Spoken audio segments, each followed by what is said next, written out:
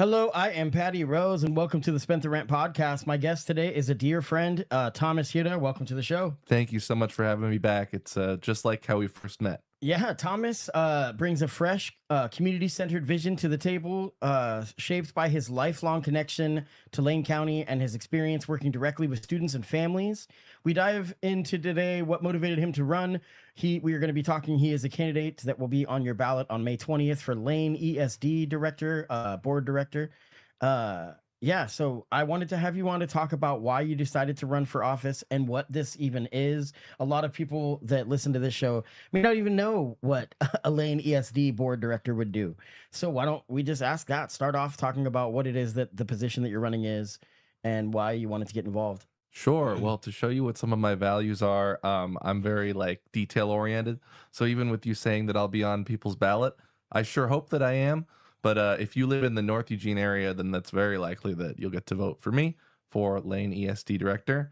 The Lane Education Service District is a public organization that services the 19 different school districts all across Lane County, and it helps them with all sorts of things from substitute teacher preparation and certification, maintaining public infrastructure across district, really handling different kinds of infrastructural needs that the schools can't handle or the districts can't necessarily handle on their own, like testing and all sorts of things. So for me, as someone who grew up in North Eugene and went to 4J schools, Eugene Gocklin, Kelly Middle School, and North Eugene High School, I interface with them a lot. My partner is a teacher. She teaches piano and has a background in music education in the schools. So there's all sorts of ways that Lane ESD kind of is one of those agencies kind of in the shadows. You don't always hear from them. It's kind of like your plumber. If they're doing a good job, you might not hear too much about it. And I'm somebody who has had some leadership experience on a number of teams, the Wow Hall Board, the City Club Board, the Eugene Human Rights Commission. I think right now we're seeing, in some cases, some dysfunction amongst boards in education, amongst our political landscape, people feeling not heard, people feeling like these organizations don't listen to them. I think I can try to bring a team-minded outlook and try to protect public institutions right now. Yeah, you in school, you got your education in New York, correct? For some That of was it, part of some my graduate school experience. Yeah. Yeah, some of it, but then also Teachers College, Columbia yeah. So University. you went for education though. You studied Yeah. and wanted to get into this kind of stuff. Yeah, I wanted to be a teacher. I was a student teacher. I wanted to do high school teaching, and just being candid and blunt, like I was a cooperating teacher with a kid in high school, and my teacher that I was working with, the certified teacher, he got assaulted by a student. He actually got concussed by a student. So it was a scary experience, and I really have a ton of admiration for teachers because they're who inspired me to want to get involved in education. I had teachers that I would credit for really kind of changing my life fundamentally, being there at a time when no one else could be. Kelly Middle School and North Eugene High School has a legacy of great faculty. Mm-hmm. So that's what brought me into it and being interested. But yeah, I have a bachelor's from Carleton College, where I studied American Studies and Education, and I have graduate credits in modern journalism and music business, and certificates in those rather, and studied in graduate school for education. So I have a lot of experience to draw on, but especially I just think it's really cool to have normal, regular people from the community. You don't have to be well financed. You don't have to have several decades of age. I'm 31, so I guess I do have several decades of age, but not it's good to have people from all sectors of the community. I agree, and I say this all the time. Now, this is a board, so you would be on basically a committee with a bunch of people or a group of people that would be making decisions. How many people are on the board? 7. So yeah. So I'm a huge supporter in the idea of representation on boards, meaning that we need to make sure that we're getting as much possible representation to represent our community. It's all about more people in, not pushing anybody out. And this isn't about checking a box. This is about somebody's mindset. I know that you can also advocate and represent somebody that you may not, because you're a mixed race, kid of an immigrant, that kind of stuff. But you could also talk a little bit about how you can advocate for people that are different than you, and so Totally. It's not just about getting you on the board because I of that. really think in this political moment, I really thrive off of being able to engage deeply, genuinely and sincerely with people that I don't necessarily agree with. 100%. This is one of the things that I Like really you, man, challenge. I just really struggle to agree with anything that comes out of your mouth. Yeah. But here I am, buddying up with you. Right.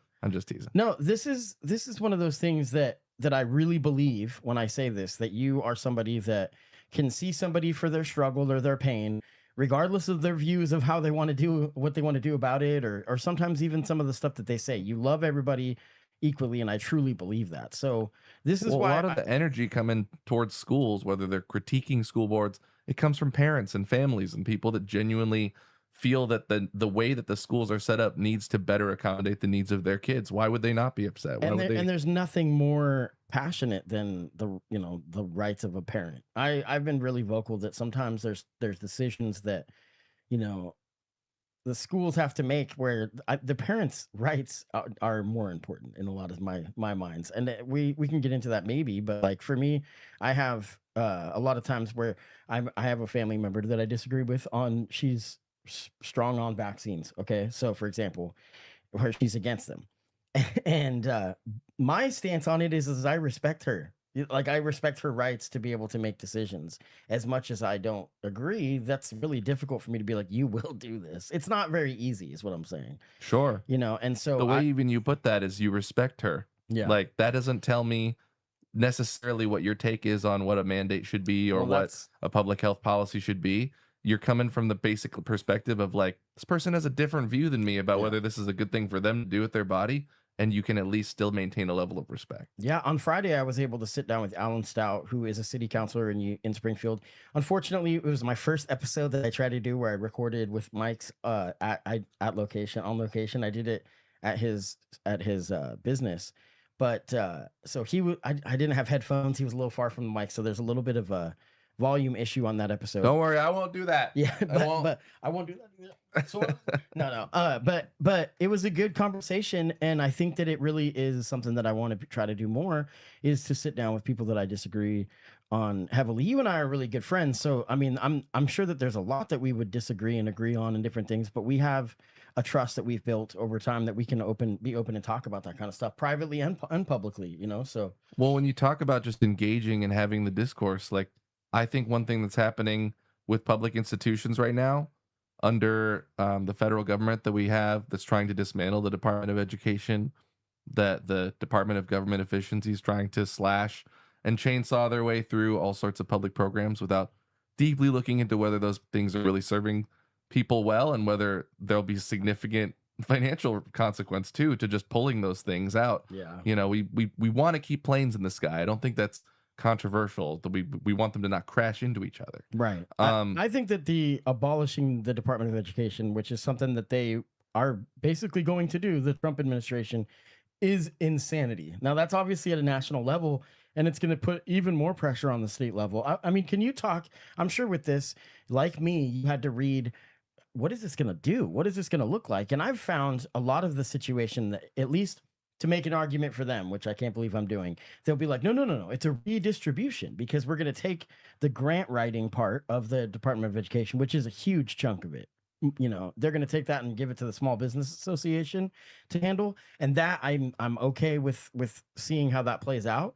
But other areas, I mean, DEI, for them to eliminate anything DEI is going too far. Because we can talk a little bit about the necessity for more inclusion and all that kind of stuff. I mean, DEI includes people that are disabled as Right. well as you know what I mean. Whoever. So like my point is not that the race stuff would be acceptable. military veterans, Yeah. alternative education paths for veterans and all sorts of groups that encompass that. I wouldn't necessarily fully agree with you. Again, I'm being very specific that Sure. every single thing under the umbrella of DEI is absolutely necessary in its current form. I wouldn't necessarily agree with that. I didn't say that. I'm saying that not everything isn't. You know what I mean? Right. Like there's a few things But that are. fundamentally, I think what they're doing is they're applying a modus operandi that's for making businesses as efficient as possible financially for the people who are on top of those businesses. But government and education, I don't think should be always run like a business. Right. I believe that leave certain things to the private sector and have a robust public sector that does certain things that there isn't a strong incentive to be accomplished well through the financial side of things on the private side. So I think that when you're doing that, of course you're going to have certain things that get pulled that we're like, why are you pulling this? And then it also feels like people don't have enough of a say to genuinely have their view reflected, especially if it's like a more controversial view or a view that isn't shared by the people that are in the overwhelming majority of their local school district or whatever it may be. So I try to be really receptive to that. I am a left-wing person on most issues, but I certainly don't want to obscure that, but I don't want to make that be defining me as well. I grew up in North Eugene. Sure, North Eugene exactly.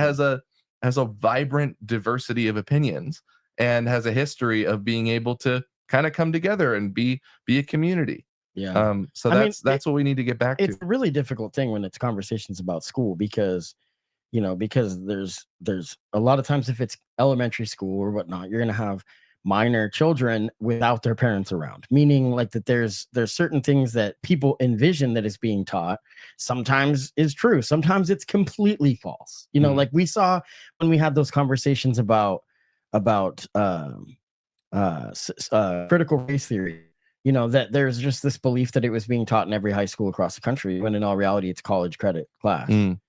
For example, uh, how are you going to Well, deal they with? they kind of maintain some of the same arguments about these policies and these practices, and they use a different name for it every couple years. Yeah, Whether it's woke or politically correct, it used to be maybe 10, 15 years ago.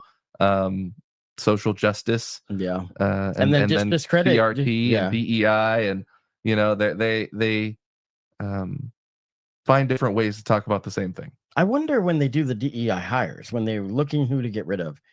I want to know. I mean, I know that Elon Musk isn't involved now with Doge or whatever, but when they went in and they looked at the DEI hires, does that just because I mean, what does that mean? Under some qualification, or is there a box checked?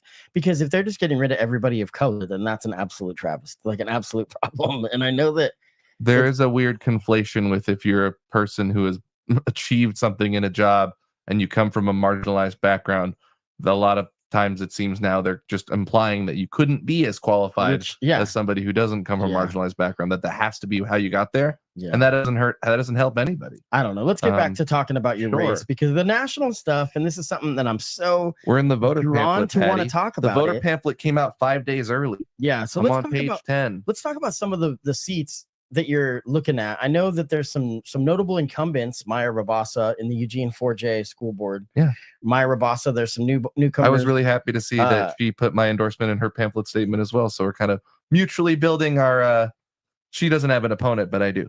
Who are some of the people? So there's how many people are running? Can you talk about that a little bit so that the average person that doesn't really follow this stuff can understand how many seats are there in the Eugene 4J school board? So I'm not running for 4J board, just to Just to make be that so clear, clear, yeah, but yeah. there's also 7 seats on that. Okay, so there's 7 seats on that.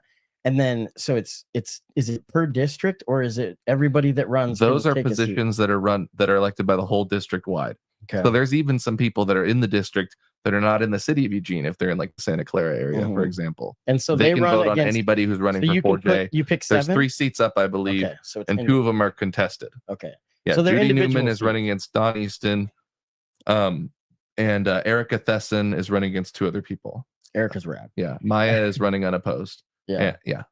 So There's now also I was LCC gonna say board. the LCC board has been spicy. The race, Yeah, it's been a little interesting bit. to watch. We had Devin I'm so Lawson. much more on my peaceful tip these days. Yeah. I've been that person who's really fired up to the point where they're trying to kind of throw a wrecking ball through things and be controversial. And I think Devin Lawson is a great candidate. We were talking and about so that. Devin has been a guest on my podcast. Devin's awesome. Devin has a lot of energy. Devin is the youth a voice where they're coming in with some passion and some fire. And so running a school board campaign with like a real almost smear campaign against his opponent is interesting. But I don't I think do they know would that want you his to say opponent. that. Well, I don't really know either of them personally, it's Devin pretty or intense. Julie. No, Devin's doing a I great think job they're of getting out there on the campaign. And so there's so much that Devin has said that there's little sound bites where he's made it clear to differentiate him from his opponent. But his opponent did have their endorsement pulled by the DPLC, which is a super interesting thing. They lead with it in their pamphlet statement, which is interesting too, That they because lost it's the very top thing. Well, at the time that the pamphlet statements were submitted, the endorsement hadn't been pulled yet. So now I kind of, as a voter, I kind of have to wonder, Julie Weissman has had this endorsement pulled. I'm sure that that's not a happy thing, but do they then have a responsibility? Does she have a responsibility to tell people that that's been pulled because it's leading with in the it's the first endorsement in the pamphlet statement. I think you have a responsibility to make some kind of statement. I mean, I saw the DPLC gave a statement, which is basically the only people that follow that are in it, and so the Democratic Party of Lane County is what the DPLC stands for. And yeah, I just was amazed. Pulling an endorsement's a bold thing, and I don't know the whole story. We kind of talked about it with Devin, but I don't want to make it a huge issue because I don't think that that's what I want to define Devin's run. Well, Devin's an awesome candidate. Devin has been pushing to lower the voting age for school board elections now to 16, which I agree with that. I don't know about overall, but in school board elections, I agree with it. But anyway, yeah, that's been an interesting one. What are some other seats that you've been paying close attention to? And I mean, did we just cover it all as far as the main seats? I mean, as far as the LCC races, you've got Jerry Rust running against Jeffrey Cooper. There's a significant, contrast between their ideologies and philosophies. That's for the West Lane side of the LCC board. Mhm. So kind of Jerry Rust is out near Mapleton, which is, over near Florence, coastal community. He understands that well. I believe he was 20 years on the Lane County Commission. And then Jeffrey Cooper is somebody with some tradesman background and has been getting some endorsements from people like Rexius. So, you're getting a chance. And this is where I think that it's really important for people to know there's an election happening. I think you do a great public service. But, well, nobody's invited me yet to do an interview, but I've been openly, filed for this seat for a little while. I don't feel entitled to being treated, as though I'm extra important. That's certainly not. I know sometimes I talk kind of like highfalutin, but I really am pretty proud of being a person of the people. I'm a dishwasher. We're pretty good for yeah. You've worked in a I restaurant. do a lot. I'm a trivia host and an author of trivia. I'm the president-elect of the City Club of Eugene, which is kind of interesting. We host civic engagement forums, and we're the largest civic engagement organization in Oregon potentially because we do weekly meetings, and other city clubs around the state they don't keep up as frequent of a pace of forums that we do. And so I'm very proud to have been involved in a lot of stuff like that.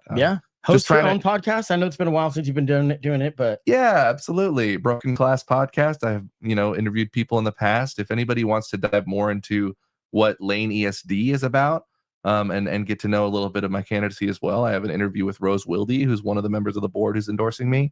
We're already almost 20 minutes in, and I could have probably talked about how the strength of my campaign is because a lot of people believe, a lot of people that a lot of us trust. I'm honored to have their belief in me. Kitty Piercy, Lucy Vinnis, Karen Knutson, the last three recent mayors, 3 members of the Lane ESD board, 5 members of the Eugene 4J School District board. So please check out thomashiura.com and see more about the priorities and the endorsements I've got in the campaign too. Thomas Hiura. Yeah. And we met because you were running for mayor of Eugene.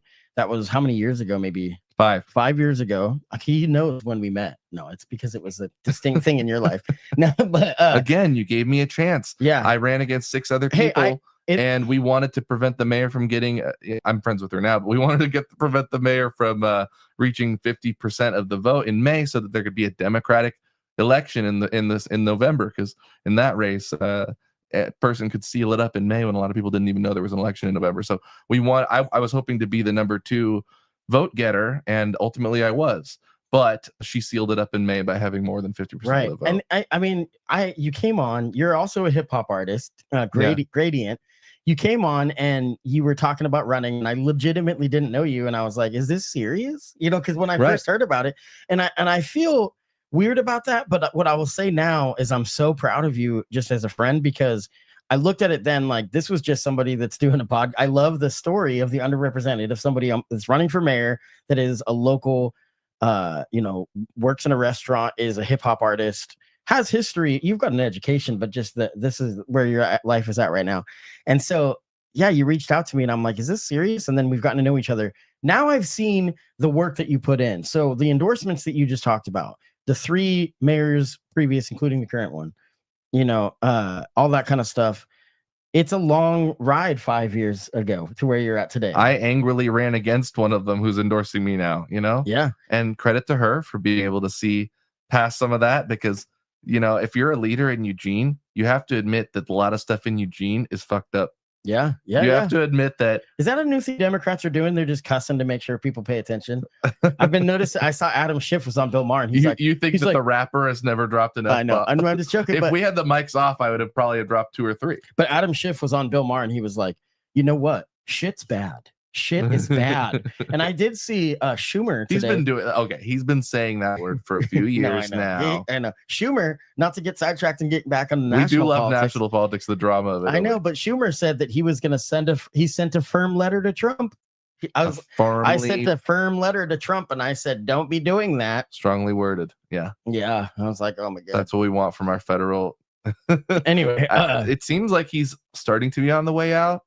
Enough of the caucus on the Senate side is like, yeah, I think so too. Yeah, I think that there's a lot of incumbents that are in trouble. Now, I want to talk about advocacy. So let's get back on track to talk about what we do locally. I mean, I talk about it. You actually do this. First of all, I want to talk. This is a tough question. It sounds insulting. It's not supposed to be. I love that setup. Why do you spend so much time getting involved with various boards and committees? I don't mean it to sound insulting. I was worried it would. What kind of benefits does putting in this kind of work? We just talked about it. You spent 5 years pushing ahead. Is it simply because of your love of community? Of what is it that you get out of it? So it's not insulting. My point is, no. What my is it dad that taught drives me to be engaged. Yeah. You know, I had a presidential campaign button in 5th grade on my backpack in 2004. Yeah. You know, I've always kind of felt like if people are making decisions, then everybody should be involved in those decisions, or it shouldn't be a closed off sector of society that gets to decide how the rest of us live our lives, especially via government, especially via schools. Yeah. So, you know, I don't necessarily feel that ability to just sit back. I do believe in sitting back and listening. I believe in not feeling like, that's one of the things that can be tough when you're a young candidate, is people think that it's overly ambitious, overzealous, all about you. And, I'm trying to highlight the people that are kind of with me on this team effort, because I'm going to need to be able to work well within a team context. Well, and I think that says a lot.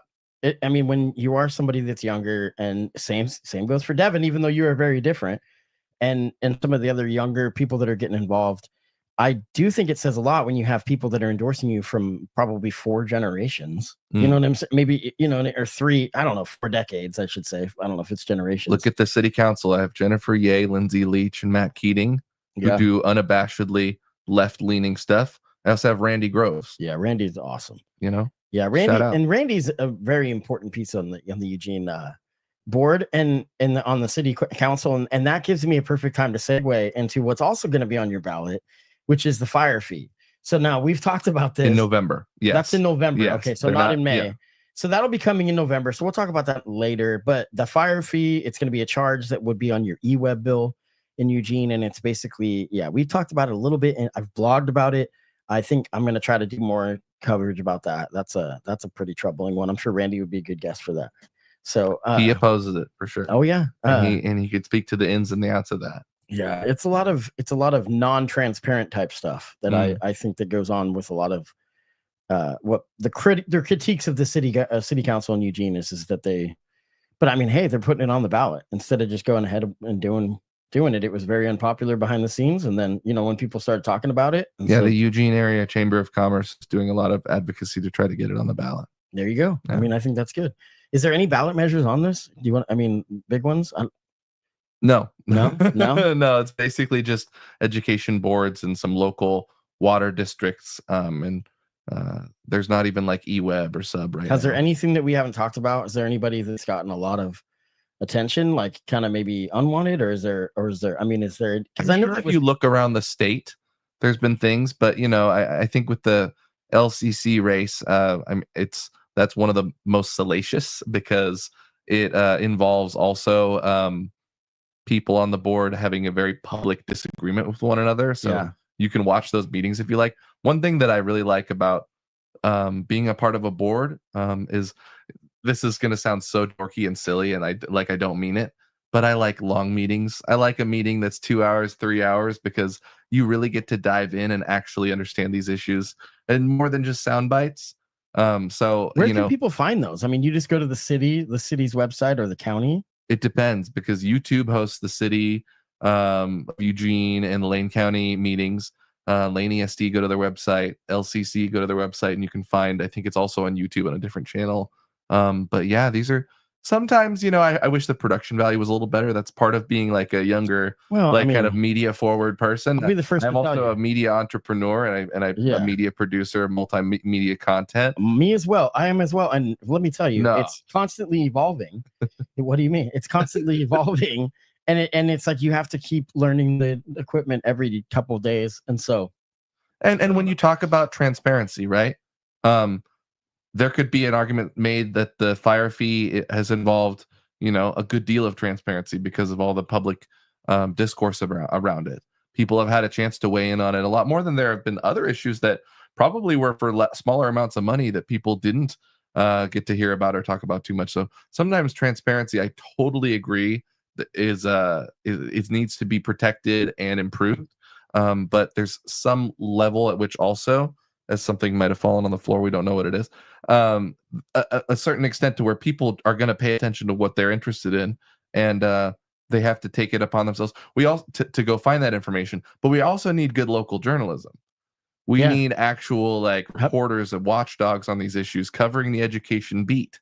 yeah. Covering Have you heard about the new Lookout. online Lookout? The new, Yeah. yeah. Bob Welch is behind it. There's a lot of people involved, but it's, and I've been Kitty hearing, Piercy's been banging the drum for it. yeah, I've been She also, kind of changed my perspective a little bit, because I think I saw one article on there at least that was pretty like AI generated, and they say that it's all been reviewed by people. But this is a slight tangent, but Siuslaw News is in Lane County.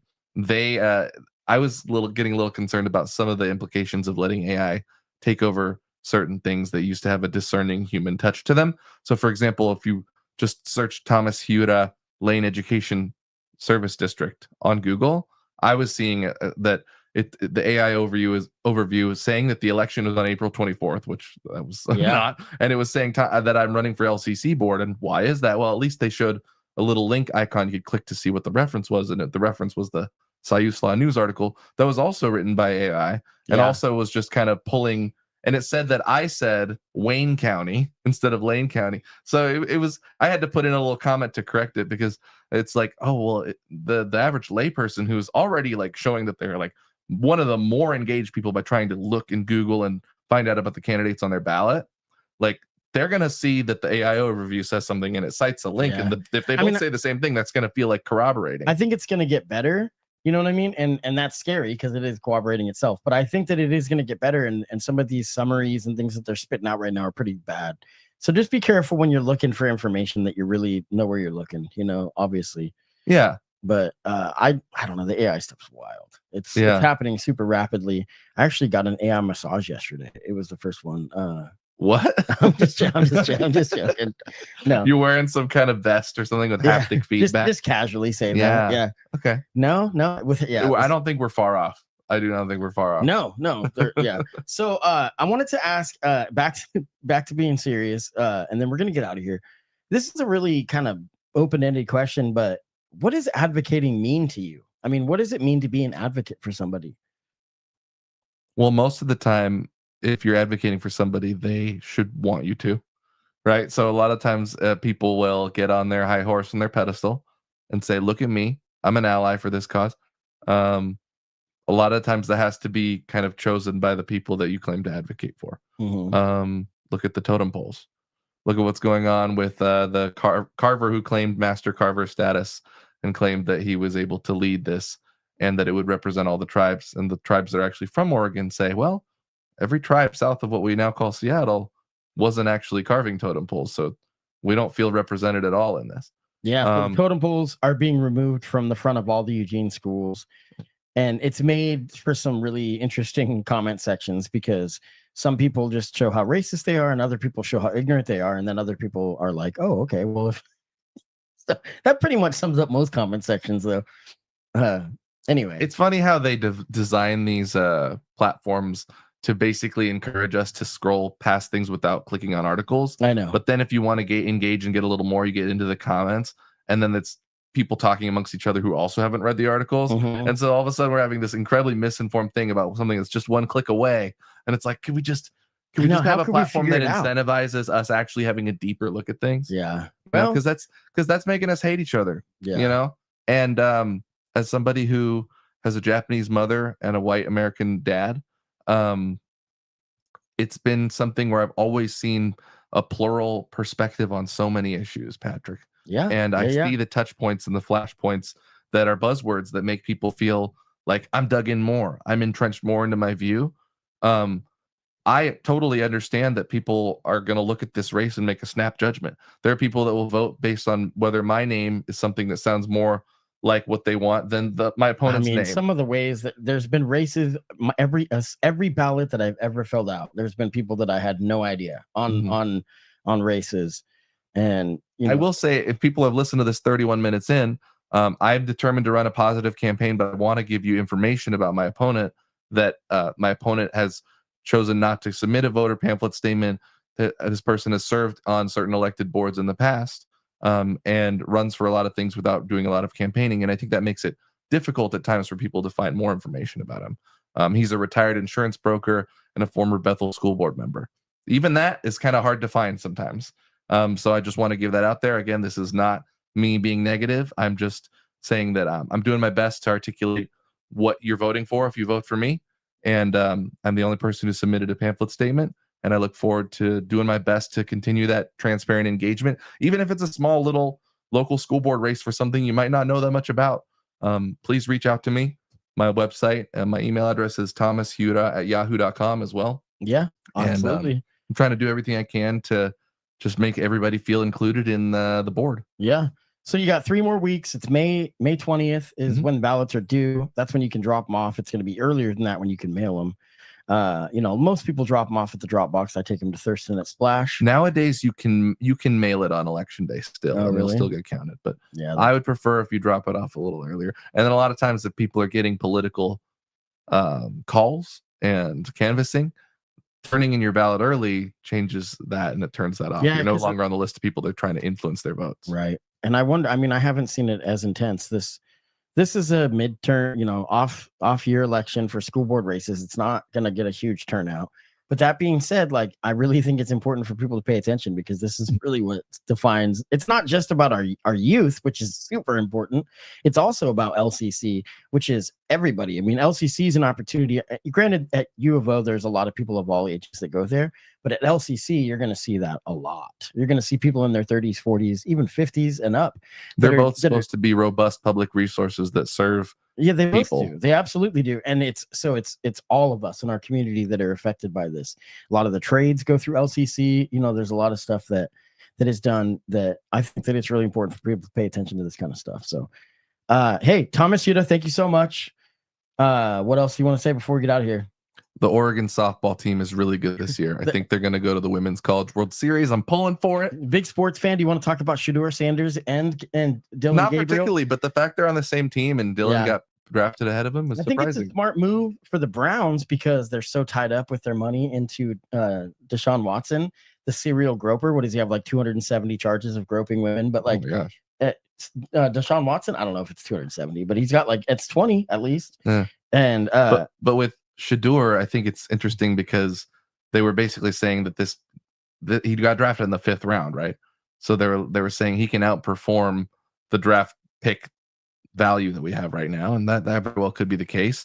But I think a lot of the teams, we don't know what happened in those interviews that he had with teams. Yeah. But I think a lot of teams felt like, well, if we pick him and Coach Dion isn't happy with how we treat him, then that's going to be a difficult thing to navigate, on top of everything else that a pro football team has to navigate. Yeah, I mean, but I think in the 5th round, it's worth a shot, and I'm sure the coaches will come in and be like, "You're a 5th round pick. It is what it is." I won't lie. I love Duck football. I'm one of those Eugenians, and I'm happy to see that they got a record number of draft picks from the Ducks. I think 10. 6 in the 1st round, I believe. That's unbelievable. Yeah. That's, shout out to Coach Lanning. Right. But I don't pay that much attention to football after outside of college. Spring game was yesterday. I didn't go. This was one of the first years I didn't go.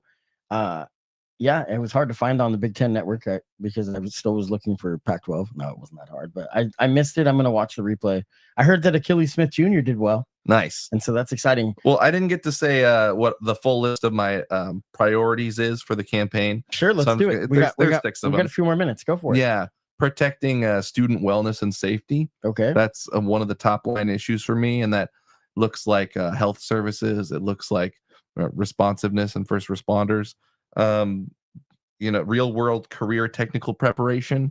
That is absolutely important because not everybody goes to K through 12 with their eye on a liberal arts 4-year degree and then a PhD. Like you have to have a wide variety. We used to understand this pretty well in North Eugene of opportunities. Started at Springfield, graduated from South. I can tell you that I experienced 2 different worlds with that. Yeah. That at Springfield it was much more encouraged, which it's not some pipe dream that kids aren't going to be going to college, or it's not some illusion, it's the reality. And I think that there's going to be more and more of a push for that in the future. But anyway. Fiscal responsibility is something I'm running on because it's absolutely essential that we're reasonable and we manage our budget in a sustainable way. Sometimes I think that people on both sides, but in my party and in my own household, let's say, we look at things and we want to jump at them and fund them. And we have to be reasonable about what's possible, especially in the changing economy. Inflation is wrecking things. The city of Eugene, what do they have at $8 million shortfall? They have a big deficit. I'm somebody who's been a part of various budget committees, and with the Wow Hall board, we were able to find the money to do necessary roof repairs on a arts venue that's in the National Register of Historic Places. So we have to apply a discerning mindset with fiscal responsibility. Otherwise, we're not going to be setting up our future generations to have robust schools. Defending public institutions is one of the main things. That's my 4th thing in my list. I'm just going in the order that I have them in my pamphlet. But this is a time when we cannot sleep. No, we can't lay down and assume that privatization is going to get us to everywhere we need to be. I don't think that that's going to serve you or me. It might serve some people. I don't think it's going to serve the broadest community needs possible. And I do believe, of course, like I've helped out with the Marist High School debate team. That's a private school. I went to a private college. I understand the place for private schools. I'm not saying that we should do anything negative towards them. I'm just saying that a lot of people need to rely on strong, robust public schools, and we shouldn't take away resources from them. Right. No, I agree. And I think it's an absolute wild thought to just do away with public school, if that is something that the administration wants to do. I don't know. I mean, a lot of the infrastructural services and the backbone that makes public schools work, they want to chip away at. That's for sure. Yeah. Increased achievement through collaboration. That's a little bit broad, but I think it does reflect a lot of my values that throughout the different districts. Lane ESD, for example, you'll see this on the Rose Wilde interview I did on my podcast. Lane ESD operates in coordination with the various school districts because they want Lane ESD to do it. We have to be able to look at Cottage Grove and Florence and all the different parts of the county, Lake Junction City, and provide a service that they want. Because if we don't, then they're going to cut their interest and not want to interface with Lane ESD. So we have to be able to find areas where we can collaborate more. And human rights for all, human rights for every human being. I don't say that the First Amendment should only apply to some people. I think it should apply to everybody in this country. I agree. I don't think that people have the right to there's so many, when you think about the umbrella of what human rights constitutes, I think that there's so many injustices that are happening today. I actually get kind of upset about it sometimes. Yeah. And I think that we need that. We need raw and filtered passion sometimes too. There's what, are we going to go to war with Iran?